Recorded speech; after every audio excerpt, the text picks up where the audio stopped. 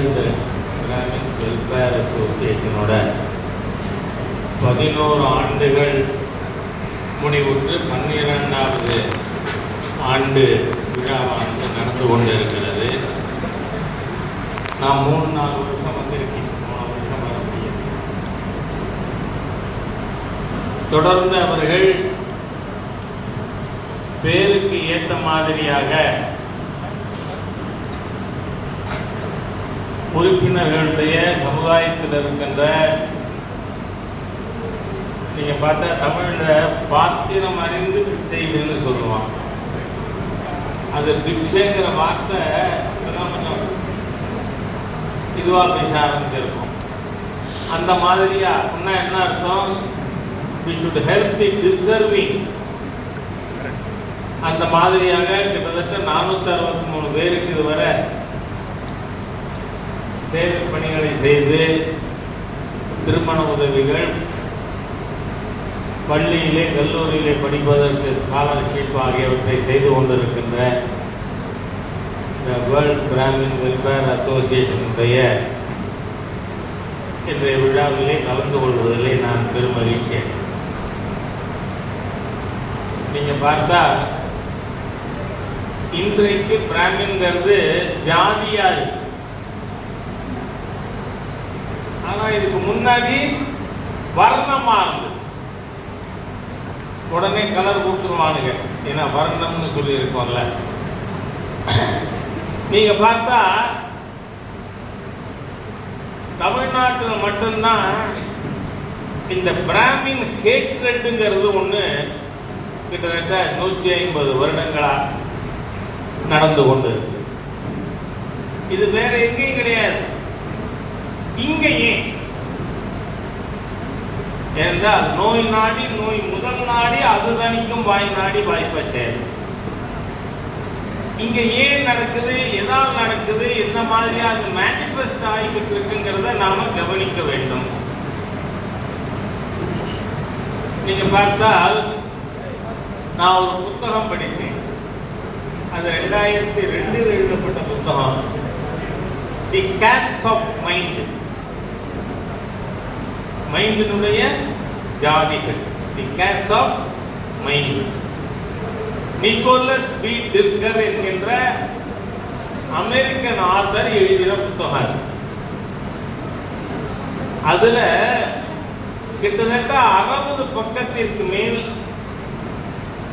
தமிழகத்தில் நீதி கட்சிக்கும் திகாவுக்கும் அதுல ஒதுக்கப்பட்டது. ஏதோ என் கற்பனையில் வந்த விஷயங்கள் இல்லை.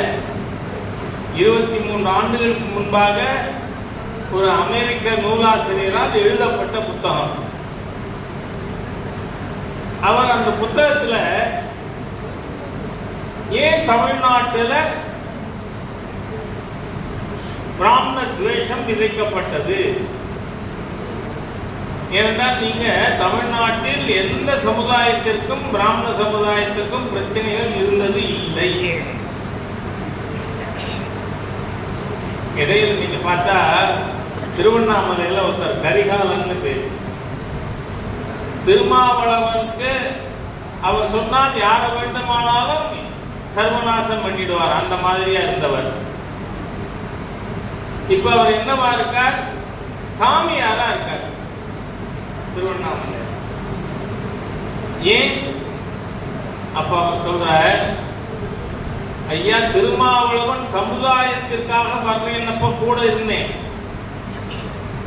இடுப்புல எப்பொழுதும் சைக்கிள் செயின் இல்லாம நான் மூவ் பண்ணதே கிடையாது. ஆனால் அரசியல்ல வந்து பிழைப்பு நடத்த ஆரம்பித்ததுனால அதை விட்டுட்டு வந்துட்டு நான் இங்க சன்னியாசியா இருக்கேன். அப்ப அவர் சொன்ன ஒரு விஷயம், ஐயா நீங்க எப்படியாவது வர்ணாசிரம தர்மத்தை செயல்படுத்தணும். நான் பார்த்தேன், என்னையாவது என்ன வர்ணாசிரம தர்மத்தை செயல்படுத்தணுமா? ஆமா சார், அப்பதான் வேலையில்லா திண்டாட்டமே போகும். என்னடா இது புது மாதிரி எக்கனாமிக்ஸ்.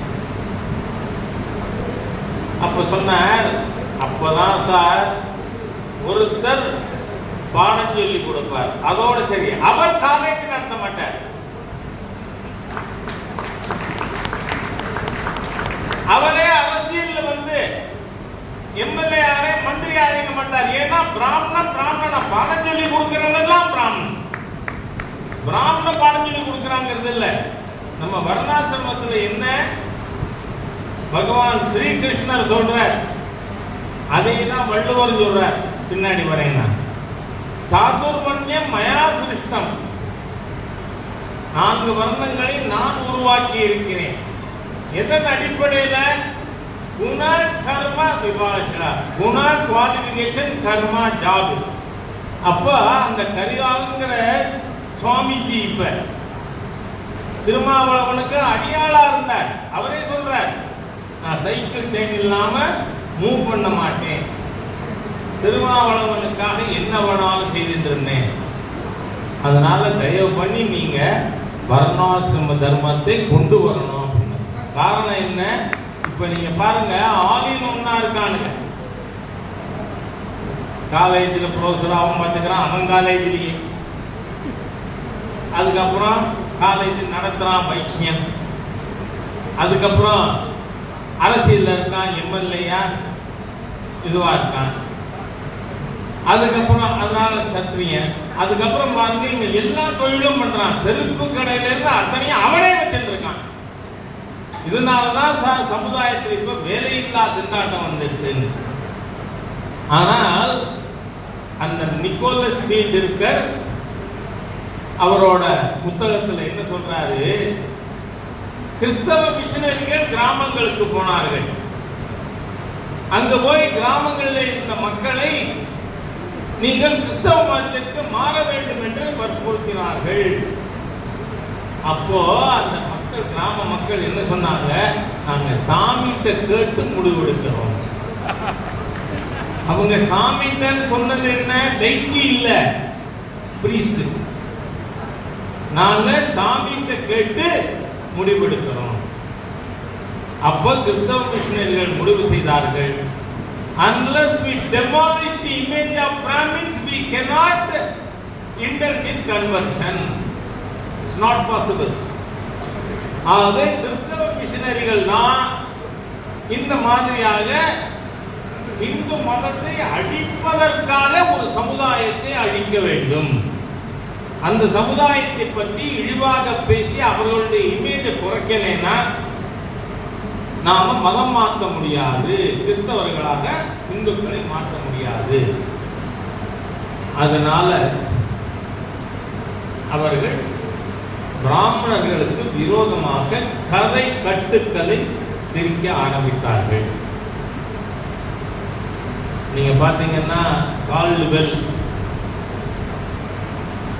கால்டுவெல்லுடைய இழிந்த புத்தியிலே வந்ததுதான் ஆரிய திராவிட இனவாதங்கிறது. இது ஏதோ நான் சொல்றேன்னா ராஜாவோட வார்த்தையா? கிடையாது. ஆரிய திராவிட மோதல் இருந்தது இல்லை. இனவாதத்தை அம்பேத்கர் அவர்களே ஏற்கவில்லை. ஏன்னா டாக்டர் அம்பேத்கர் அவர்கள் the right place for the myth of Aryan invasion is the dustbin. ஆனா இன்னைக்கு துரதிர்ஷ்டவசமா தமிழ்நாட்டில் ரொம்ப பயிர மூளை குப்பை தொட்டியா மாறி போச்சு. நான் சொல்லல, அம்பேத்கர் சொல்லியிருக்கார். அம்பேத்கர் என்ன சொல்றார்? the right place for the myth of Aryan invasion is the dustbin. ஆனா அந்த காதுவல் முதல்ல பிராமணனை வந்தேன்னு சொல்லல. யார தெரியுமா சொன்னா? நாடார் சமுதாய மக்களை சொன்னான் வந்தே. ஏன்னா அந்த காதுவல் எழுதின முதல் புஸ்தகம், அந்த புத்தகத்தோட title the Sana's of Tirunelveli அப்படிங்கிற புத்தகம். அது தமிழ்லையும் வந்திருக்கு, திருநெல்வேலி சாணார்கள் அப்படின்னு. அந்த புத்தகத்தில் காதுவல் சொல்றான், நாடார் சமுதாய மக்கள் தமிழர்கள் அல்ல. ஏன் சொல்றான்? ஏன் அவனுக்கு கோபம் வருது? அவன் அங்கு வந்து திருநெல்வேலியில் இறங்கிய உடனே அங்கு பெரும்பான்மையாக இருந்த நம்முடைய நாடார் சமுதாய மக்களை மதம் மாற சொன்னான். அவர்கள் மதம் மாற மறுத்தார்கள். அதனால வந்தேறின்னு சொன்னான். அவர்கள் சிங்களவர்கள், இலங்கையிலிருந்து இங்க வந்தேறியர்கள். ஒரு காலத்துல ஆப்கானிஸ்தான்ல இருந்து ஸ்ரீலங்கா வரைக்கும் பர்மா எல்லாமே பாரத வருஷம் தான். அதுக்கு 56 தேசங்களாக பாரத தேசம் இருந்தது. ஆக கால்டுவெல் முதல்ல நாடார் சமுதாய மக்களை வந்தேறிகள்னு ஏன் புஸ்தகம் போட்டா 70 பக்க புஸ்தகம், அந்த புஸ்தகம் மார்க்கெட்ல கிடைக்குதுன்னு ஜெராக்ஸ் எடுத்து வச்சிருக்கேன். அந்த புஸ்தகத்தை வாங்கினது அர்ஜுன் சம்பத்லேருந்து வாங்கினது தான். அவருக்கு ஒரு புக் இருந்தது, அதுக்கு காப்பி ஜெராக்ஸ் எடுத்து வச்சிருக்கேன். ஆக இவர்கள் கிறிஸ்தவ மிஷனரிகள் இங்கு இருந்த நம்முடைய கிராம மக்களை மதம் மாற்றுவதற்காக அவர்கள் யாரை கேட்டு மாறுறேன்னு சொன்னாங்களோ அவன் பேரை கேட்டுக்குவோம். நீங்க பார்த்தா நான் கால்டுவெல்லோட முதல் புத்தகத்தை சொன்னேனே, அப்போ பிரிட்டிஷ் ஒருத்தன் கேஸ் போடுறான், எங்களை பத்தி இந்த மாதிரி தப்பா பேசிவிட்டார் கால்டுவெல்னு கேஸ் நடக்குது. அப்போ நாடார் சமுதாய மக்களுக்காக கோர்ட் ஏறி உண்மையை சொன்னது யார் தெரியுமா? தில்லைவாழ் அந்தணர்கள். தில்லைவாழ் அந்தணர்கள் கோர்ட்ல ஏறி அவங்க சொல்றாங்க, நாடார் சமுதாய மக்கள் இந்தியர்கள், தமிழர்கள், இந்துக்கள், நாங்கள் ஒவ்வொரு ஐந்தாண்டும் தில்லையிலிருந்து திருநெல்வேலிக்கு வந்து இங்க இருக்கின்ற நாடார் பெருமக்களுக்கு சிவதீட்சை கொடுப்போம். அதனால அவர்கள் இங்க இருந்தோ வந்த சிங்களவர்கள் அல்ல அப்படின்னு கோர்ட்டுல வந்து சிதம்பரம் தீட்சிதர்கள் தான் சாட்சி சொன்னதை. அப்போ இந்த மாதிரியாக ஒற்றுமையோடு இணக்கமாக வாழ்ந்து கொண்டிருந்த ஒரு சமுதாயத்துல இவங்க பூரா புதுசா கரடியை விட்டு, தமிழ் தெரியாதான் பிராமணன், என்னையே பிகாரின்னு சொல்றான், அது வேற. ஏன்னா முட்டாளுக மட்டும் இல்ல, முட்டாளுக்கு பிறந்தவன் தான். ஏன்னா காரைக்குடியில் 69 ஈவேரா பேசி நான் கேட்டிருக்கேன், நமக்கு முட்டா புசுக்குதான் வேணும்.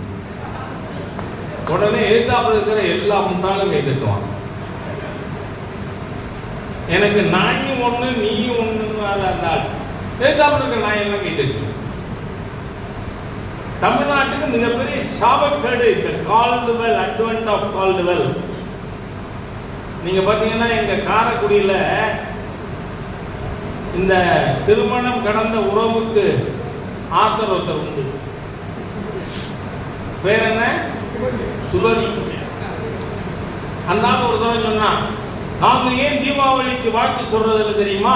தீபாவளி பண்டிகை பத்தி கால்டுவெல் எதுவுமே சொல்லலேன்னு. அட பாவிகளா,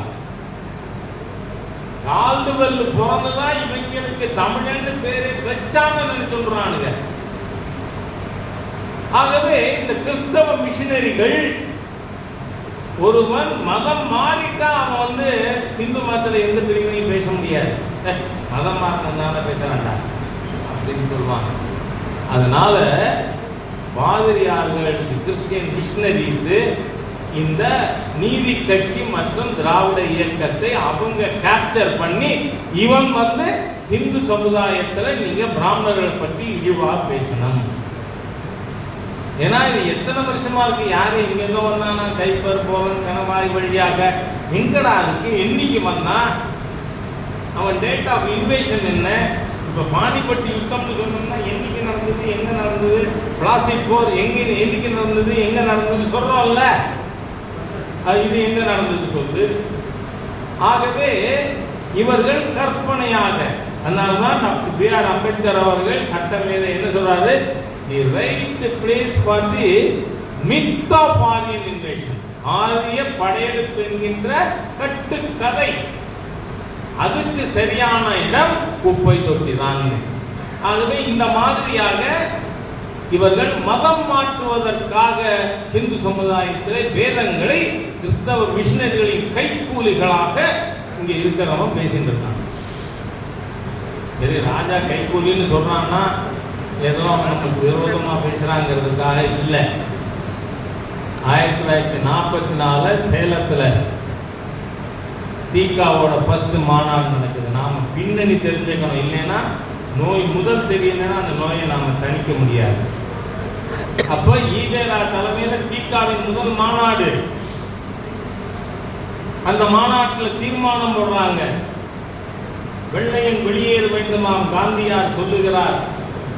காந்தியாருக்கு நல்ல பைத்தியம் பிடித்திருக்கிறது, அதனால தான் காங்கிரஸ்காரன் திட்ட மாட்டேங்கிறான், திமுக காந்தியவே திட்ட வைக்கிறான் அப்படின்னு. காந்தியாருக்கு நல்ல பைத்தியம் பிடித்திருக்கிறது. அவருக்கு பைத்தியத்திற்கு வைத்தியம் பார்க்க கூட இங்கிலாந்து தேசத்திலிருந்து தான் வைத்தியரை வரவழைக்க வேண்டும். வெள்ளையன் வெளியேறிவிட்டால் விஞ்ஞானம் வெளியேறிவிடும். நான் I am repeating that statement verbatim, ஒரு வார்த்தை கூட என்னதில்லை. வெள்ளையன் வெளியேறிவிட்டால் விஞ்ஞானம் வெளியேறிவிடும். கார் ஓடாது, பஸ் ஓடாது, தபால் தந்தி இருக்காது. இந்தியாவால் ஒரு குண்டு ஊசி கூட தயாரிக்க முடியாது. அடல்ஜி அணுகுண்டே தயார் பண்ணிவிட்டார். இவன் என்ன தீர்மானம் பண்றான்? இந்தியாவால் ஒரு குண்டு ஊசி கூட தயாரிக்க முடியாது. முட்டாள்கள்ங்கிறதுக்கு எந்த மாறுபாடும் இல்லாதவங்க, சமுதாயத்தில் லீடு பண்ண குவாலிட்டியே இல்லாத, குவாலிஃபிகேஷன் இல்லாத திராவிடியன் ஸ்டாக் தான் இந்த சமுதாயத்தை அழித்து விட்ட ஒரு கூட்டம் அது. அப்போ எனவே வெள்ளையன் இந்தியாவை விட்டு வெளியேறக்கூடாது. அப்படி வெளியேறுவதாக இருந்தால் லண்டனில் இருந்து கொண்டாவது சென்னை ராஜதானி ஆள வேண்டும் தீர்மானம் போட்ட தேச துரோகி.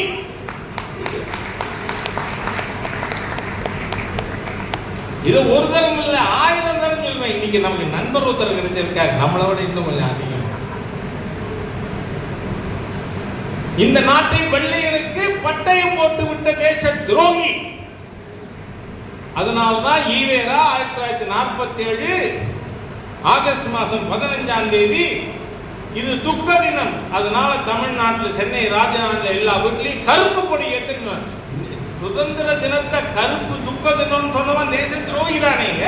அதை துரோகி சொன்னா ஆதாரம் வேணும்னா உங்ககிட்ட இருக்கிற புத்தகமே பெரியார் புத்தக பண்ணையில வாங்கி வச்சிருக்கீங்க, அதெல்லாம் படிச்சதுனால தான் பேசுறேன்.